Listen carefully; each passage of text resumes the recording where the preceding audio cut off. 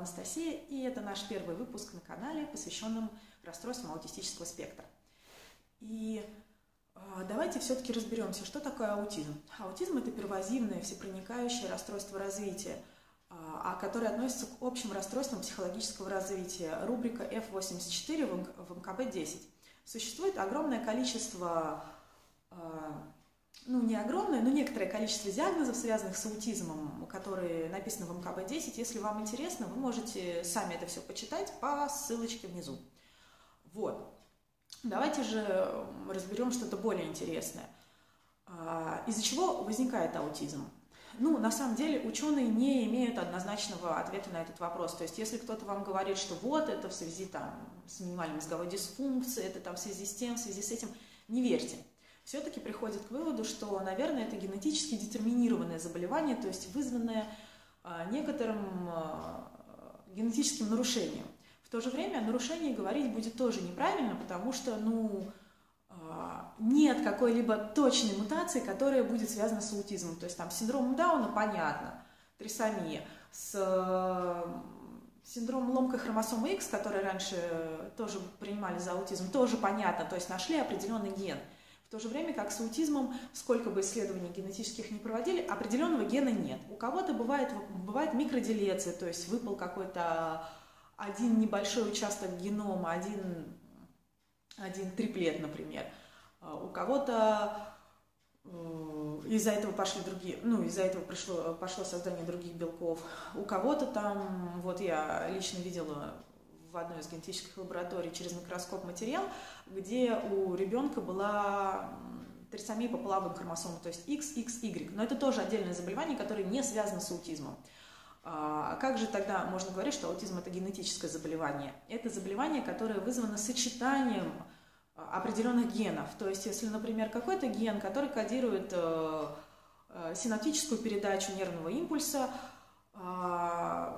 кодирует ее так, что она происходит очень быстро. То есть, не очень быстро, нейрон очень легко разряжается. И если это у обычного человека, то ничего такого ужасного не произойдет. А потом есть еще какой-то ген, который тоже ответственен за уровень возбуждения и торможения в головном мозге. И еще, и еще, и еще. И все это накапливается, как снежный ком, и мы получаем ситуацию, когда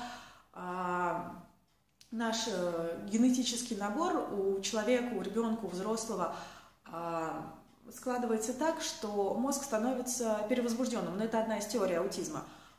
И, соответственно, на выходе мы получаем расстройство аутистического спектра. То есть, если бы какая-то генетическая особенность была одна, ничего бы не произошло. Там нет мутации, была бы норма. 2, тоже 3, уже аутизм.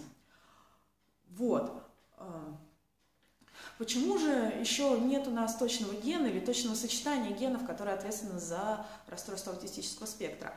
Хотя бы просто потому, что аутизмов множество. Ученые приходят к такому выводу, что все те диагнозы, которые у нас были, синдром Аспергера, синдром Каннера, они не отражают существующую картину заболевания на самом деле, потому что, правильно будет сказать, состояние, потому что все дети разные, то есть у кого-то сочетается аутизм с гиперактивностью, у кого-то наоборот, прям как Каннер описывал, у кого-то синдром Аспергера, при этом следует сказать, что Аспергер описывал в своей первоначальной статье на самом деле совсем не тех детей и людей, которых мы с вами называем людьми с синдромом Аспергера.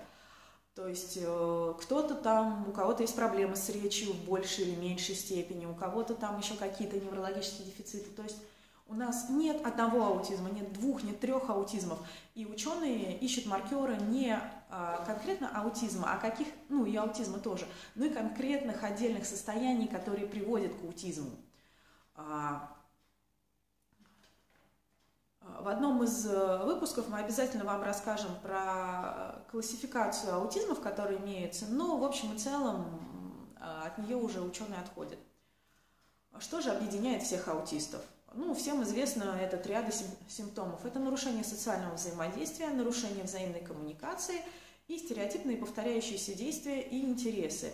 Думаю, если вы родитель ребенка с аутизмом, вам все это знакомо. Ребенок имеет трудности в общении с людьми, трудности в выражении своих эмоций, зачастую трудности с речью, а также имеет какой-то набор стереотипных движений или стереотипных интересов. То есть Например, кто-то совершает постоянное движение пальцами у себя перед глазами, перебирает, кто-то трясет руками, кто-то делает и то, и другое, кто-то бегает по кругу, кто-то очень любит тему роботов и не может отойти от этого интереса, и до такой степени у него эта идея сильна, что это уже становится похоже на сверхценную идею, и в этом тогда и состоит трудность дифференциального диагноза аутизма от других заболеваний.